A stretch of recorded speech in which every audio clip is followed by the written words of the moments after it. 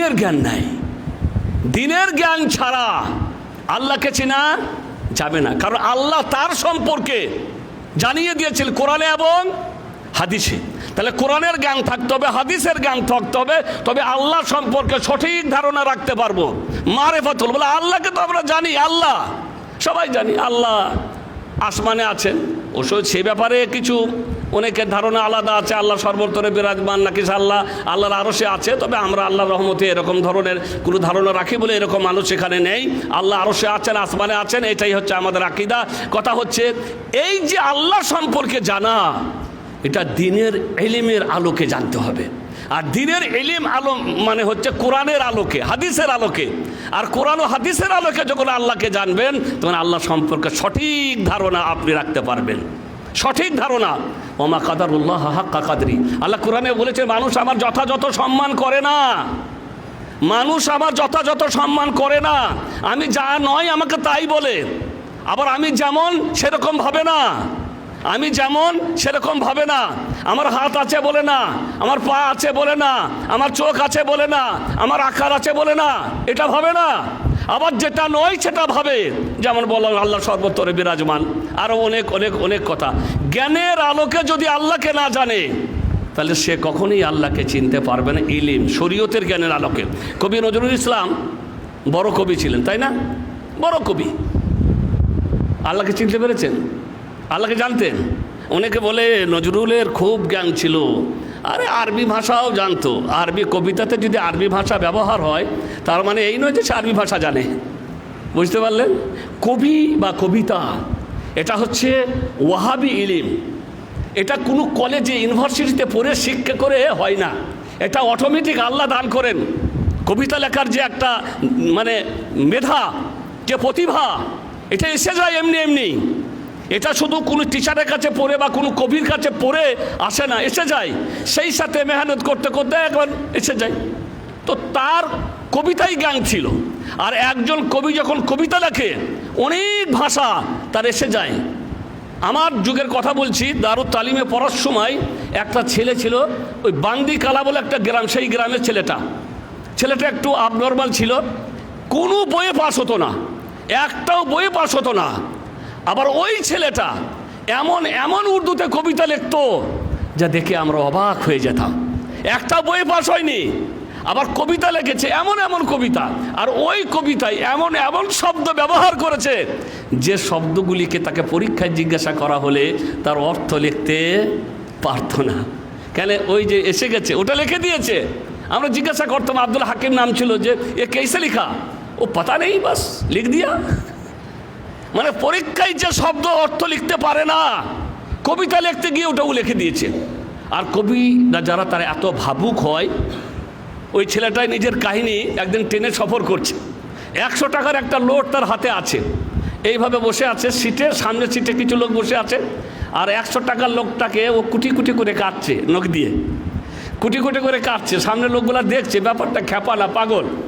তো ভাবছে খ্যাপাটা বা পাগল টাগল হবে, কিছু বলছে না, কাটতেই যাচ্ছে কাটতে কাটতে কাটতে সব শেষ।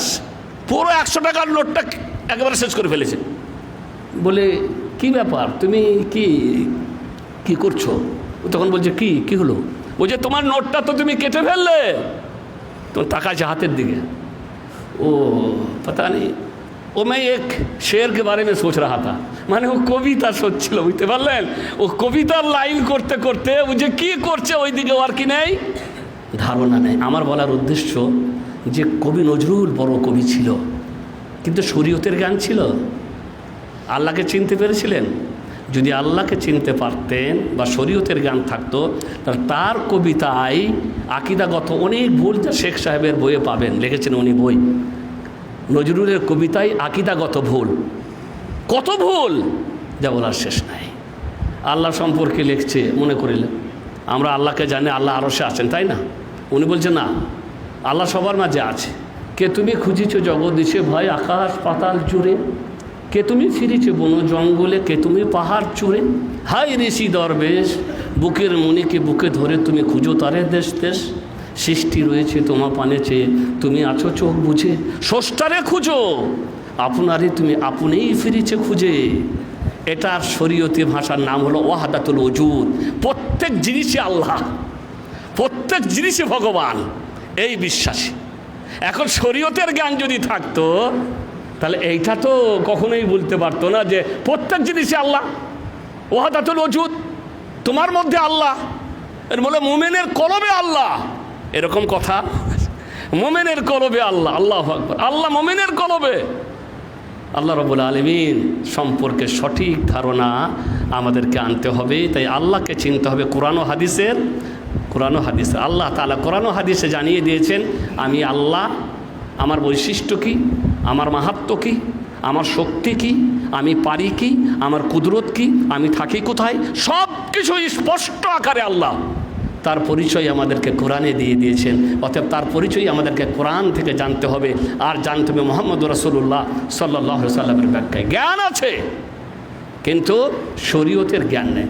শরীয়তের জ্ঞান যদি থাকতো তারা আর এক জায়গাতে দেখবেন পর্দার বিরুদ্ধে লিখে দিয়েছে কবি নজরুল, পর্দার বিরুদ্ধে। সে যুগ হয়েছে বাসি, যে যুগে পুরুষ দাস ছিল না, নারীরা ছিল দাসী। বেদনার যুগ, মানুষের যুগ, সাম্যের যুগ আজি। কেহ রহিবে না বন্দি, কাহার উঠিয়াছে ডঙ্কা বাজি। নর যদি করে নারীরে বন্দি, তবে এরপর যুগে আপনারই রচা ওই কারাগারে পুরুষ মরিবে ভুগে। যুগের ধর্ম এই, পীড়ন করিলে সে পীড়ন এসে পীড়া দিবে তোমাকেই। শোনো মর্তের জীব, অন্যেরা যত করিবে পীড়ন, নিজে হবে তত ক্লিপ। স্বর্ণ রৌপ অলঙ্কারের যজ্ঞ পুরিতে নারী, করিল তোমায় বন্দি বলো কোন সে অত্যাচারী। আপনারে আজ প্রকাশের তবু নাই সেই ব্যাকুলতা, আজ তুমি ভীরু আড়ালে থাকিয়া নেপথ্যে কও কথা। চোখে চোখে আজি চাহিতে পারো না, হাতির উলি মায়ে পায়ে মল। মাতার ঘোমটা ছিঁড়ে ফেলো নারী, ভেঙে ফেলো শিকল। কিসের বিরুদ্ধে এটা? পর্দার বিরুদ্ধে। বলো বোরকা পরিয়ে দিয়ে যজ্ঞ পুরীতে ওদেরকে বন্দি করে দিয়েছো, চোখে চোখে চেয়ে কথা বলতে পারবে না ওরা। আল্লাহ বলছিল কারণ আফি বইতে খুন্নওয়ালা তাবার রুজনা তাবার রুজাল জাহিলিয়াতিল উলা। হে নারীগণ, তোমরা আল্লাহ নবীর স্ত্রীদেরকে সম্বোধন করে আল্লাহ বলেছেন হে নবীর স্ত্রীগণ, তোমরা বাড়িতেই অবস্থান করবে, বাড়ির বাইরে সাজসজ্জা করে জাহিলি যুগের নারীদের মতন তোমরা ঘোরাফেরা করে বেড়াবে না। আর ওর বলছে না আমরা অত্যাচার করছি, এখন সামনের যুগ এসে গেছে, ওরা আর বন্দি থাকবে না, ডঙ্কা বেজে গেছে, এখন ওরা বাইরে বেরোবে, বাজারে যাবে, ঘাটে যাবে, চোখে চোখ রেখে কথা বলবে, এবং স্কুলে কলেজে হাই স্কুলে পড়বে, তাতে চাকরি করবে। আর এই হাই স্কুলে কলেজে এবং চাকরি করছে বা পড়ছে, তার ফলে কি হচ্ছে তা আমরা হারাহারে বুঝছি। আমাদের গ্রামে যে কত মেয়ে চলে যাচ্ছে বলার শেষ না। সব জায়গাতে একই অবস্থা, বিয়ের রাতে পালিয়ে গেল, আবার কেউ বিয়ে করে পালিয়ে যাচ্ছে। এত বদ মেয়ে, বাবার খরচা করে দিল লাখ লাখ টাকা, তারপরে পালিয়ে গেল। পালাবি তো আগে পালা, তাহলে বাবার খরচাটা হয় না। এই যে কলেজে পড়া, হাই স্কুলে পড়া আর চাকরি করা, আরে দুইজন পুরুষ আর নারী একসাথে বলে পড়াশোনা করবে, আর ওরা বলে ভালো তাই কি থাকে গো। আরে যখন আল্লাহ তাআলা আমাদের স্রষ্টা, আমাদের মধ্যে কোথায় কোথায় খারাপি আছে, দোষ আছে, সেই স্রষ্টা ভালো করে জানেন। একজন মোবাইল আবিষ্কারকারক, সে মোবাইলের পার্টসগুলি সম্পর্কে জানে, এই মোবাইলটার মধ্যে কোথায় কোথায় দোষ আছে না নাই, কোন পার্টসটা খারাপ হয়ে গেলে কি হতে পারে। আল্লাহ আমাদেরকে সৃষ্টি করেছেন, আমাদের স্রষ্টা, আমরা হচ্ছি তার সৃষ্টি। আমাদের মধ্যে কোথায় কোথায় দোষ আছে, কি করলে কি হতে পারে, সেইগুলিকে আল্লাহ রাব্বুল আলামিন রোধ করার জন্য বেড়া এবং বারণের একটা বেড়া বানিয়ে দিয়েছে আল্লাহ রাব্বুল আলামিন। এই পর্যন্ত তোমরা থাকবে, কারণ এর অতিক্রম করলে তোমাদের বিপদ ঘটবে। একটা লাল আর সবুজ বাতি দিয়ে বুঝিয়ে দিয়েছেন যে এর লাল আর সবুজ বাতি যদি তোমরা মেনে না চলো তাহলে অ্যাক্সিডেন্ট হবে। তো মোট কথা হচ্ছে যে যেটা আমার বলার উদ্দেশ্য, যে এই ধরনের জ্ঞানী অনেক দুনিয়াতে এসেছে গেছে, কিন্তু তারা দিনের জ্ঞান রাখতো না। তাই আমাদেরকে যেটা আমরা জানতে চাইছি সেটা হচ্ছে যে আমাদেরকে দিনের জ্ঞান রাখতে হবে, দিনের ইলম রাখতে হবে, আল্লাহকে জানতে হবে দিনের জ্ঞানের আলোকে, আর নবীকে জানতে হবে দিনের জ্ঞানের আলোকে। নবী মানে মুহাম্মদ সাল্লাল্লাহু আলাইহি ওয়াসাল্লাম, বলে কি জানতে হবে? ও তো বিস্তার অনেক আলোচনা করতে হলে অনেক করতে হয়, সে সময় নেই। আর শুধু এতটুকু যে মুহাম্মদ সাল্লাল্লাহু আলাইহি সাল্লাম আব্দুল্লাহ ওয়া রাসূলু, মুহাম্মদ আল্লাহর বান্দা এবং তার রাসূল, এর ওপরে কিছুই নয়। আল্লাহ নবী বললেন লা তুতুরুনি কামা আতরাতিন নাসারা ইবনু মারিয়াম, আমাকে নিয়ে ওইভাবে বাড়াবাড়ি করো না যেমন নাসারারা খ্রিস্টানরা মারিয়ামের পুত্র ঈসা আলাইহিস সালামকে নিয়ে বাড়াবাড়ি করেছিল, ওইভাবে আমাকে নিয়ে বাড়াবাড়ি করো না। ইন্নামা আনা আব্দুল্লাহি ওয়া রাসূলুহু, আমি আল্লাহর বান্দা এবং তা এই হচ্ছে আমার বৈশিষ্ট্য। বাস, আমি আল্লাহর বান্দা, এটা বিরাট বৈশিষ্ট্য যে আল্লাহ দান করেছেন। আল্লাহ দান করেছেন, মুহাম্মদ সাল্লাল্লাহু আলাইহি সাল্লামকে বান্দা বলেছেন, আল্লাহর বান্দা ওয়া রাসূলুহু, আমার এই হচ্ছে বৈশিষ্ট্য। ফাকুলু আব্দুল্লাহি ওয়া রাসূলুহু, অর্থাৎ তোমরা শুধু বলবে আব্দুল্লাহ এবং তার রাসূল, এর ওপরে এই হচ্ছে মুহাম্মদ সাল্লাল্লাহু আলাইহি সাল্লাম আমাদের জানা, এবং তার বিষয়ে আরও অনেক আছে যা আমরা এখন বলতে চাইছি না। ইলম দিনের ইলমের ফজিলত কি? উনি বলেন উলামাদের ফজিলত, দিনী ইলমের ফজিলত কি? ছাত্ররা সবাই শুনবে ভালো করে, আর হাদিসের মতন মুখস্থ করবে। হাদিসের নাস যেটাকে বলি সবসময় মুখস্থ রাখার চেষ্টা করবে। তোমাদের জন্য মানুষের সামনে কিছু কথা বলা সহজ হয়ে যায় যদি কোরআনের আয়াত আর কিছু হাদিস এগুলিকে মাথায় রাখো। আমাদের মদিনা ইউনিভার্সিটিতে 1000 হাদিসের প্রতিযোগিতা হতো, মুখস্থ আর কি, 500 হাদিস মুখস্থ প্রতিযোগিতা। তো এই যে হাদিসগুলি মুখস্থ রাখা, এতে কি হয় যে অনেক বিধিবিধান সম্পর্কে জানতে পারবে। আর কি, এবং কোনো জায়গাতে কিছু বলার দরকার হলে একটি হাদিস পড়ি, কিছু কথা বলা সহজ হয়ে যাবে। তাই হাদিসের মতন মুখস্থ করবে। আমি ইলমের ফজিলতে যে হাদিসটা পড়ছি, এটা আমরা তার সামান্য অংশ জানি বা পড়ি আর কি। মান সালাকা তারিকান ইয়ালতামিসু ফিহি ইলমান সাহালাল্লাহু বিহি তারিকান ইলাল জান্নাহ, কিন্তু তার আগের অংশটা বাদ দিই, তারপরের অংশটা বাদ দিই। সব অংশটা জেনে বললে বেশি ভালো হয়। মান নাফাসা আম মুমিনিন কুরবাতান মিন কুরাবিদ দুনিয়া নাফাসাল্লাহু আনহু কুরবাতান মিন কুরাবি ইয়াউমিল কিয়ামা ওয়া মান ইয়াসসারা আলা মুসরিন ইয়াসসারাল্লাহু ফিদ দুনিয়া ওয়াল আখিরা ওয়া মান সাতারা মুসলিমান সাতারাহুল্লাহু ফিদ দুনিয়া ওয়াল আখিরা ওয়াল্লাহু ফি আউনিল আবদ মা কানাল আবদু ফি আউনি আখি মা কানাল আবদু ফি আউনি আখি। এবার আসছে ওমান সালাকা তারিকান ইয়ালতামিসু ফিহি ইলমান সাহালাল্লাহু বিহি তারিকান ইলা আল জান্নাহ ওয়া মাস্তামা কওমুন ফি বাইতিন মিন বুয়ুতিল্লাহ ইয়াতলুনা কিতাবাল্লাহ ওয়া ইয়াতাদারাসুনাহু ফীমা বাইনাহুম ইল্লা নাযালাত আলাইহিমুস সাকিনাহ ওয়া হাফাতহুমুল মালায়েকা ওয়া গাশিয়াতহুমুর রাহমা ওয়া যাকারাহুমুল্লাহু ফীমান ইনদা ওয়া মান বাত্তাহা বিহি আমালুহু লাম ইউসরি বিহি নাসাবুহু। এই হচ্ছে পুরো হাদিস। তর্জমা করার কোনো দরকার নাই, শুধু এতটুকু বলি, আল্লাহ রসুল বললেন যে ইলিম অর্জন করতে যায়, যে ইলিম অর্জন করতে, ইলিমের পথে, এখন যারা ছাত্র এখানে আছে ওরা ইলিম অর্জন করতে এসেছে, ইলিমের পথে যারা ইলিম অর্জন করতে যায়, ইলিমের পথে যারা থাকে, তার জন্য আল্লাহ তাআলা জান্নাতের পথকে কি করে দিবেন? সুগম, সহজ করে দিবেন। অতএব আলেমদের জন্য জান্নাতের পথ এবং তালিবুল ইলমদের জন্য জান্নাতের পথ আল্লাহ সুগম করে দেন, কারণ তারা দ্বীনের ইলম, দ্বীনের জ্ঞান, যে জ্ঞান দিয়ে সমাজকে তারা বোঝাবার চেষ্টা করবে, যে জ্ঞান দিয়ে তারা সমাজকে শিক্ষা দিবে, সমাজকে কি করবে? সমাজকে জানিয়ে দেবে। তাই তাদের জন্য আল্লাহ তাআলা জান্নাতের পথ কি করে দেন? সুগম করে দেন। তারপরে বললেন শেষের অংশটা, যেহেতু এটা হচ্ছে আমাদের ইলমের জিকিরের মজলিস, তাই ওমাস্তামা কওমুন ফি বাইতিন মিন বুয়ুতিল্লাহ, আর যখন কোনো সম্প্রদায় আল্লাহর কোনো এক ঘরে উপস্থিত হয়, একত্রিত হয়, ইয়াতলুনা কিতাবাল্লাহ, এবং আল্লাহর কিতাবের তেলাওয়াত করে, ওয়া ইয়াতাদারাসুনাহু ফীমা বাইনাহুম, এবং আল্লাহর কিতাবকে নিয়ে গবেষণা এবং আল্লাহর কিতাবকে নিয়ে তারা ভাবে, তাদের কি হয়? ইল্লা নাযালাত আলাইহিমুস সাকিনা, আল্লাহর পক্ষ থেকে শান্তি বর্ষণ হয়। ওয়া হাফাতহুমুল মালায়েকা, ফেরেশতারা তাদেরকে ঘিরে রাখে। ওয়া নাযালা আলাইহিমুল ওয়া গাশিয়াতহুমুর রাহমা, আর তাদের উপরে আল্লাহর রহমত বর্ষণ হয়, মানে গহর রহমত এখানে বর্ষণ। এখন আমরা যে মজলিসটা আছি এইটাই হচ্ছে আল্লাহর ঘর, আর এই আল্লাহর ঘরে আমরা একত্রিত হয়েছি। পিচকুরির সবাই আসেনি, তাই না? এই কিছু কম, আল্লাহ বলেছেন কিছু কম, তার মানে হচ্ছে যখনই কোথাও অনুষ্ঠান হবে সবাই যাবে না, তারাই যাবে যাদেরকে আল্লাহ তৌফিক দান করবেন। সবাই যাবে না, তারাই যাবে যারা আল্লাহর পক্ষ থেকে তৌফিক প্রাপ্ত হবে। যারা এখানে এসেছেন আমার গ্রামের, তারা আসলে আল্লাহর পক্ষ থেকে তৌফিক প্রাপ্ত হয়েছে, তাদের মনে আল্লাহ কথা ভরে দিয়েছেন। গ্রামে প্রোগ্রাম হচ্ছে, যাবি না? যা, দুটো কথা। আপনি কিছুই বুঝলেন না মনে করলেন, কি বললাম একটু পরে বেরিয়ে যাবেন, ভুলে যাবেন, কিন্তু আপনি আছেন যে জিকিরের মজলিসে, সেই সওয়াবটা কোথায় যাবে? আল্লাহর শান্তি পাচ্ছেন, নাযিল হচ্ছে, ফেরেশতারা আমাদেরকে ঘিরে রেখেছে, আর কি হচ্ছে?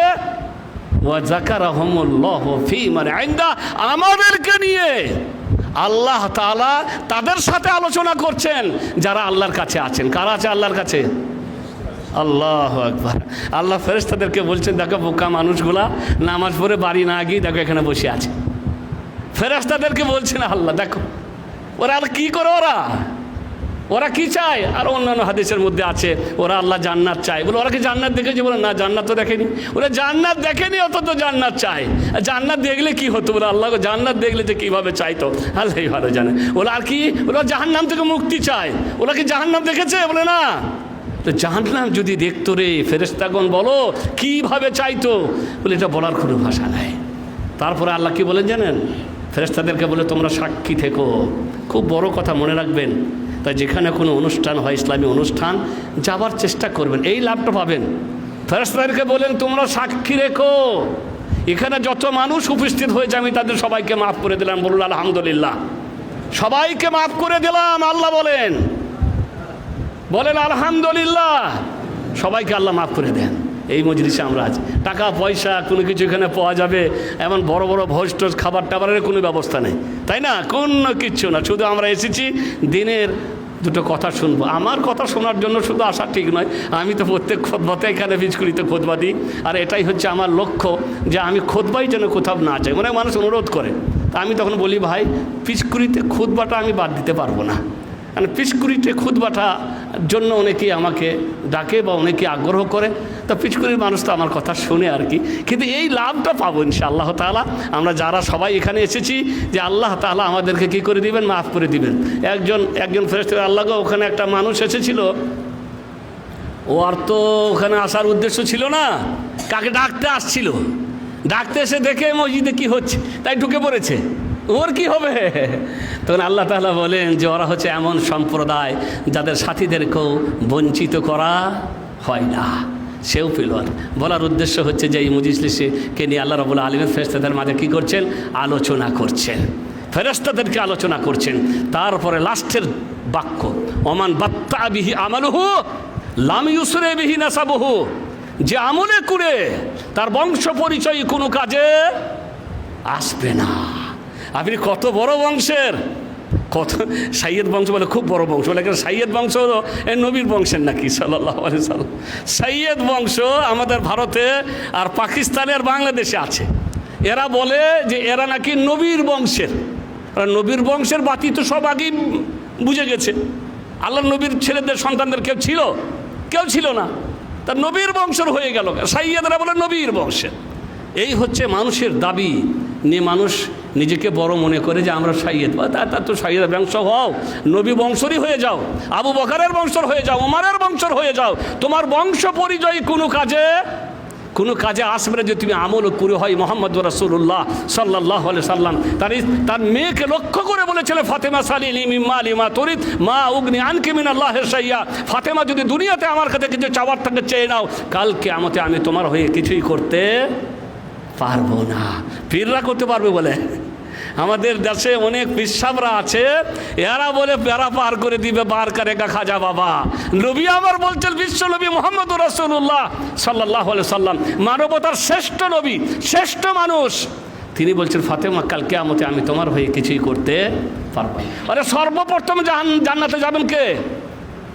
মুহাম্মদুর রাসূলুল্লাহ। তিনি বলেছেন আতি বাবাল জান্নাহ ফাস্তাফতাহু ফায়ুকাল মিন ফাআকুলু মুহাম্মদ সাল্লাল্লাহু আলাইহি সাল্লাম ফায়াকুলু বিকা উমিরত আল্লাহ আফতাহা বাবান লিগাইরি ক্বাবলাক আও ক্বাবলাকা লিগাইরিক আও কামা ক্বালা নবী সাল্লাল্লাহু আলাইহি সাল্লাম। আমি জান্নাতের দরজার কাছে এসে আওয়াজ দিব, বলবে কে? আমি তখন বলবো আমি মুহাম্মদ। তখন ফেরেশতা বলবে আল্লাহ তাআলা এই নির্দেশ দিয়ে আমাকে বসিয়ে দিয়েছেন যে তোমার পূর্বে কারোর জন্য জান্নাতের দরজা খোলা হবে না। সেই নবী আমার বলছেন ফাতেমা আমি তোমার হয়ে কিছুই করতে পারবো না, আর পীররা করতে পারবে। এই হচ্ছে আমাদের বিশ্বাস। মূর্খ মানুষ, আমাদেরকে খুব সঠিকভাবে সচেতন হতে হবে। কেউ কারোর জন্য কিছু করতে পারবে না।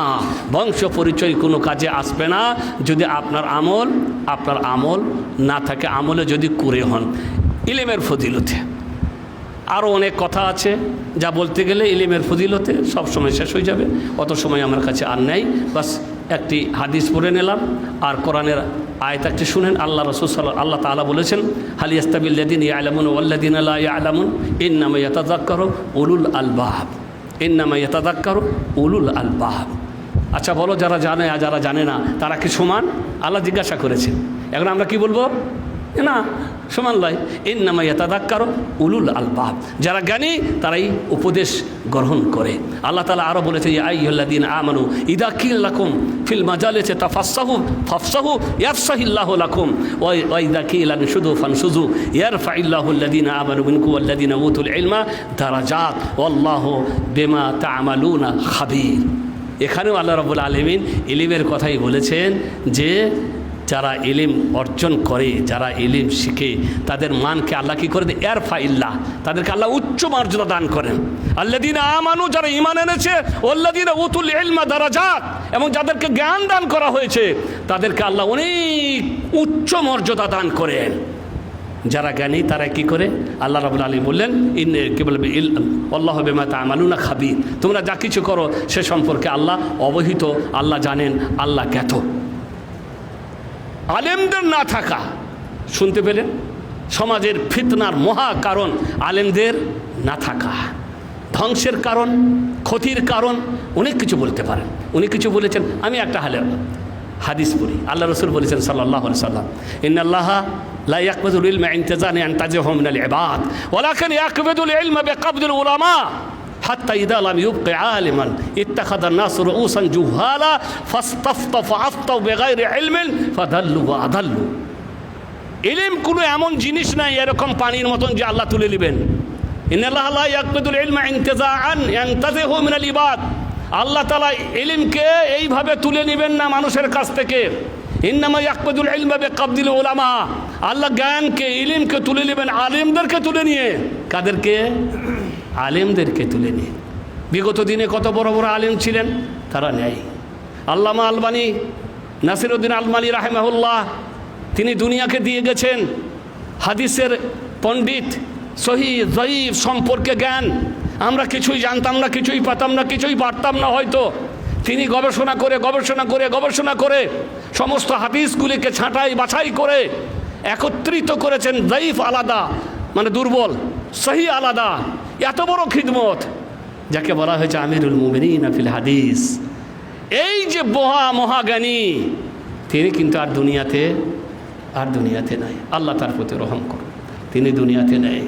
সঠিক সুন্নাহর প্রচারকারী, সঠিক সুন্নাহ অনুযায়ী আমলকারী, বিদআতের মূলোৎপাটনকারী, বহু গ্রন্থের লেখক, রচনাকারী দুনিয়াতে চলে গেছেন। তার সম্পর্কে একটা কথা এসেছে, যখন তিনি মারা যাবেন তার আগে নসিহত করেছেন, আমার মৃত্যুর 8 ঘন্টার মধ্যে যেন আমাকে দাফন করা হয়, আমার মৃত্যুর 8 ঘন্টার মধ্যে যেন আমাকে দাফন করা হয়, আমার মৃত্যুর জন্য যেন কাউকে খবর দিয়ে ডাকা না হয়, আমার নিকটস্থ কবরস্থানে যেন আমাকে দাফন করা হয়, এবং আমার লাশকে গাড়ি করে নয় কাঁধে করে যেন বয়ে নিয়ে যাওয়া হয়, আমার নিকটস্থ। এবারে সব ওই ওপরে আমল করা হয়েছে। সমস্যা বেঁধে গেছে, নিকটস্থ কবরস্থানটা সরকার বন্ধ করে দিয়েছে, সরকারি কবরস্থান আর কি। তাহলে নিকটের কবরস্থানে কোথায় দাফন করা হবে? কোনো খবরাখবর নেই, কিন্তু হাজারো হাজার মানুষ একত্রিত হয়ে গেছেন। আল্লাহ জানিয়ে দিচ্ছে, আল্লাহ তাআলা পৌঁছে দিচ্ছে। নিকটের কবরস্থানটা সরকার যখন খবর পেল, যখন এরকম নসিহত করে গেছেন উনি, আল্লাহর একজন বান্দা, সরকারও মানত, ওর জন্য কবরস্থানকে খুলে দেওয়া হোক, ওনার দাফন ওখানেই হবে যেখানেই উনি চেয়েছেন। মোট কথা আমার বলার উদ্দেশ্য, এই আলেমগুলি দুনিয়া থেকে চলে গেলেন। সৌদি আরবে আল্লামা উসাইমিন রাহমাহুল্লাহ, আল্লামা ইবনে বাজ রাহমাহুল্লাহ, যখন তারা ছিলেন তখন সৌদি আরবের আইন কানুন এবং শরীয়তের উপরে আমল খুব ভালো ছিল, এখনও আছে, কিন্তু পরিবর্তন সূচিত হয়েছে।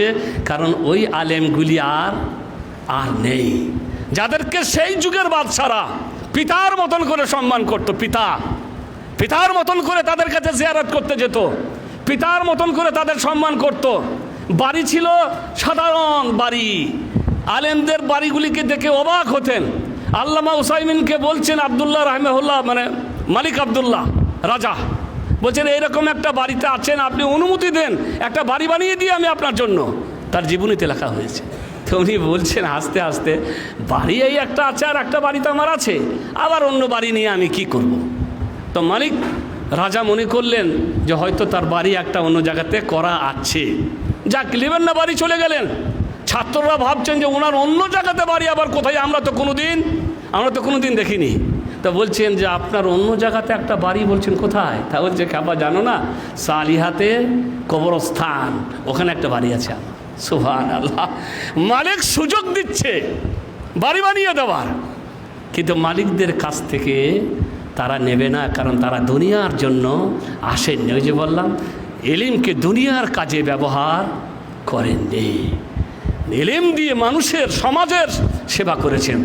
দুনিয়াতে খাওয়া দাওয়া চলেই গেছে, তার আন্ডারেই ছিল কত শত ছাত্র যাদেরকে তিনি পড়াতেন এবং তাদের দেখাশোনা করতেন, মানুষজনের কাছ থেকে এমনিই আসতো, কিন্তু তারা নিজের জন্য ইলমকে কাজে লাগিয়ে দুনিয়া অর্জন করার জন্য ইলম ব্যবহার করেননি। তো মোট কথা হচ্ছে যে বড় বড় আলেমদের চলে যাওয়া বড় ক্ষতিকর। তাই আল্লাহ তাআলা বললেন হঠাৎ করে ইলমকে তুলে নেওয়া হবে না, বরং ইলমকে তুলে নেওয়া হবে আলেমদেরকে তুলে নিয়ে। সমাজে যখন কোনো আলেম থাকবে না, তখন মানুষরা মূর্খদেরকে আলেম বানিয়ে নেবে এবং তাদের কাছে ফতোয়া জিজ্ঞাসা করবে, তারাও গুমরা হবে আর তাদেরকেও গুমরা করবে যারা ফতোয়া জিজ্ঞাসা করে। হ্যাঁ, হাম ভি ডুবে হে সনম তুঝকো ভি লে ডুবেঙ্গে, হাম ভি ডুবে হে সনম তুঝকো ভি লে ডুবেঙ্গে, আমিও ডুববো, তোদেরকে নিয়েই ডুববো। তো আলেমও ডুববে আর যাদেরকে ফতোয়া দিচ্ছে তাদেরকে নিয়েই কি করবে, তাদেরকে নিয়েই ডুববে, বিনা ইলিমের ফতোয়া দিবে, কারণ সমাজের আলেম নেই। ফিশকুরি মেসারতে কজন ফিশকুরি ছেলে পড়ে? আছে কেউ ফিশকুরির ছেলে? আছে দু একটা হয়তো, আবার তারা কত দূর যাবে তার ঠিক নাই, বুঝতে পারলেন? যারা পিচকুরি ছেলে এখানে পড়ে তারা কত দূর যাবে তার কোনো ঠিক ঠিকানা নেই, কারণ ওরা আসলে হাই স্কুলে মাধ্যমিক দেবে, আর এখানে একটু করে আসছে আর কি। আর হাই স্কুলে মাধ্যমিক দেওয়ার পরে তারপর বাম্মা বলবে বাদ দে বাবা, মেশনে ভর্তি হোক, তারপরে নাহলে আর কোথাও আর কি। তো কথা হচ্ছে পিচকুরির এত বড় মাদ্রাসা, এত বড় প্রতিষ্ঠান, যেখান থেকে নূর জ্যোতি, যেখান থেকে নূর আর জ্যোতি বিস্মৃত হচ্ছে, আর সেখান থেকে জ্যোতি নিয়ে ঝাড়খণ্ড থেকে আসছে, মুর্শিদাবাদ থেকে আসছে, মালদা থেকে আসছে, আর কত ডিস্ট্রিক্ট থেকে আসছে এখানকার জ্যোতি নিতে। আর ফিচকুরি গ্রামের ছেলেমেয়েরা এখানকার জ্যোতি গ্রহণ করছে না, কারণ আমরা আলেম, আমরা বলি আমাদের বাবা ভুল করেছে, আমরা ভুল করব না। আমাদের বাবা কি করেছে? ভুল করেছে, আমাকে আলেম বানিয়ে, আমরা ভুল করব না। তাই ফিশকুরি মাদ্রাসাতে আলেম ওলামারাও তাদের ছেলেদেরকে আলেম বানাননি বা বানান না। ভুলটা তার বাবারা করেছে, ওনারা করবেন না আর কি।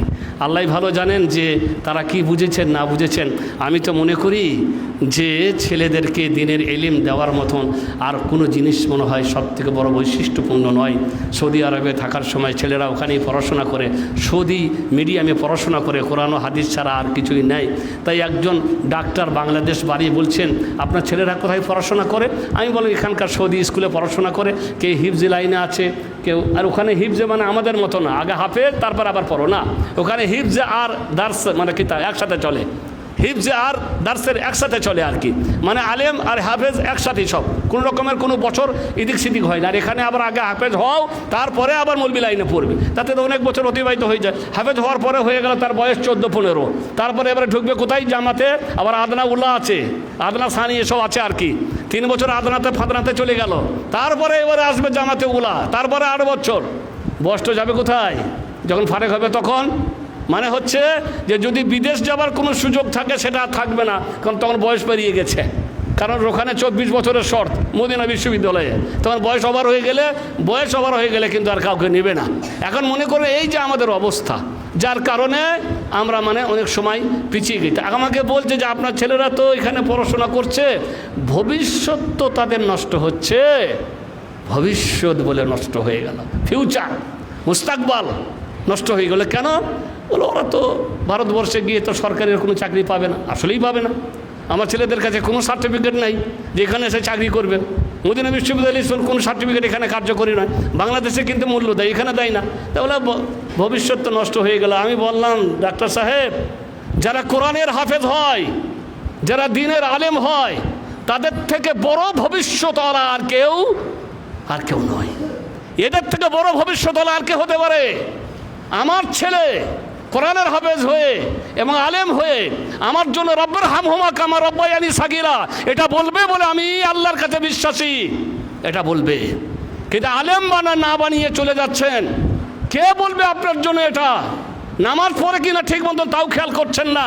আরে আলেম বানাননি ঠিক আছে, কমসে কম নামাজটা খেয়াল রাখেন যে হ্যাঁ আমার ছেলেগুলো নামাজ পড়ছে কি না। তো মোট কথা হচ্ছে যে ইলম এইভাবেই শেষ হয়ে যাচ্ছে। এই উক্ত পিচকুড়িতে এখন বর্তমানে 2-4টা আলেম আছে পিচকুড়িতে, আর পরে তো অদূর ভবিষ্যতে আর কোনো আলেমই থাকবে কি না। জানাজা পড়ার জন্য মুর্শিদাবাদ থেকে মনে হয় আনতে হবে, না হয় মালদা থেকে, না হলে ঝাড়খণ্ড থেকে।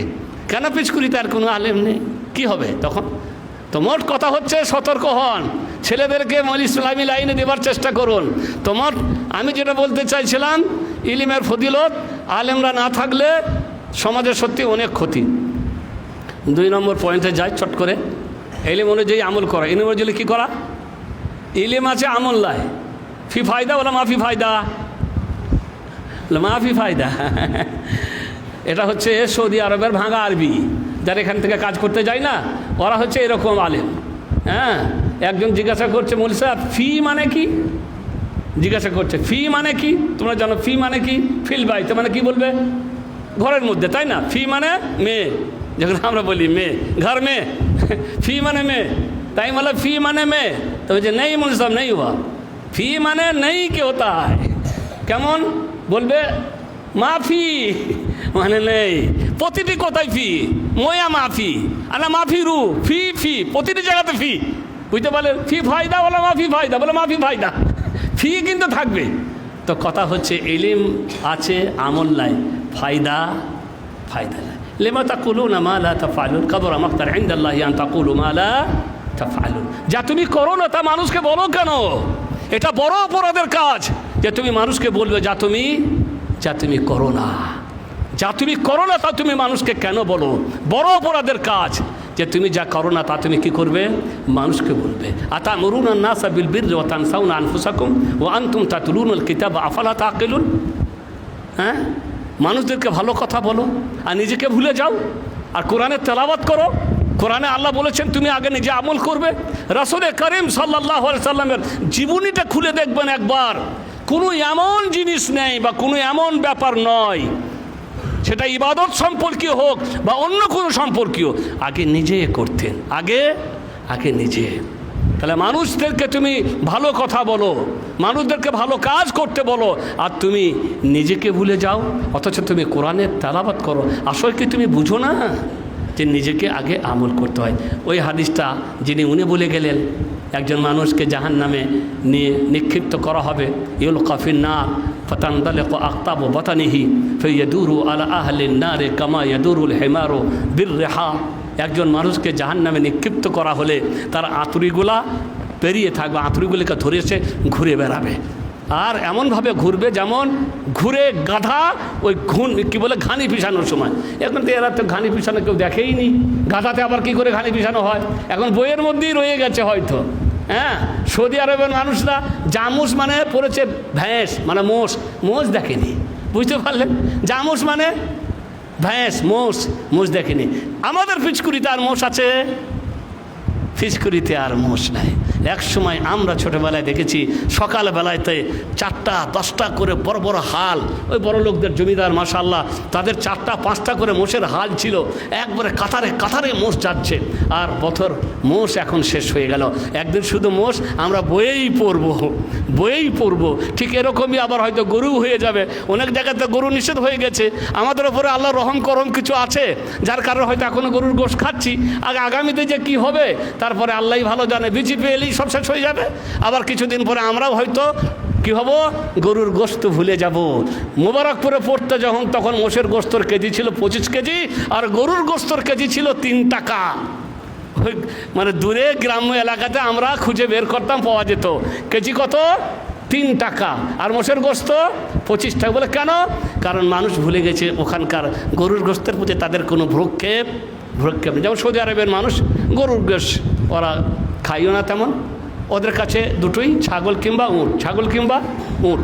তো মোট কথা হচ্ছে কেতাবেই রয়ে যাবে। ঠিক ওই রকমই গাদা দিয়ে ঘানি পিসত, গাদা দিয়ে ঘানি পিসা হতো, সর্ষে তিল এগুলাতে পিষে তেল করা হতো গাদা ঘুরিয়ে ঘুরিয়ে। যেমন শাল ছিল আমাদের আগে, শাল দিয়ে ওই গরু ঘুরিয়ে ঘুরিয়ে, মোষ ঘুরিয়ে ঘুরিয়ে আখের রস বের করে গুড় করা হতো, সেটাও গেছে গা, এখন ওসব কিছুই নেই। এইরকমভাবে অনেক জিনিস যা ছিল পিচকুরির ছোট ছোট মানে নিউ জেনারেশন যারা, তারা কিন্তু সেগুলো কিছু এখন জানে না। অনেক কিছুই ছিল যে এখন জানে না। এক যুগে মাদ্রাসা নববীর একটা পত্রিকা বের হয়েছিল, মাদ্রাসা নববীর নামে আমাদের মাস্টার সাহেবুদ্দৌলা সাহেবের নেতৃত্বে সেই পত্রিকাটা বের হয়েছিল। সেই পত্রিকার মধ্যে একটা পিচকুরি গ্রামকে নিয়ে কবিতা ছিল। কি নিয়ে? পিচকুরি গ্রামকে, পিচকুরি জুইকুরি আধফোটা ফুলছে, কাশফুলি কুমুরির কর সন্ন্যাসী দূরছে। তারপরে ছিল কি হাসকিং তাসকিং রাজনীতি আড্ডা, কি গভীর আলাপন, কি গভীর গাড্ডা। বলে এটা আবার কি কথা?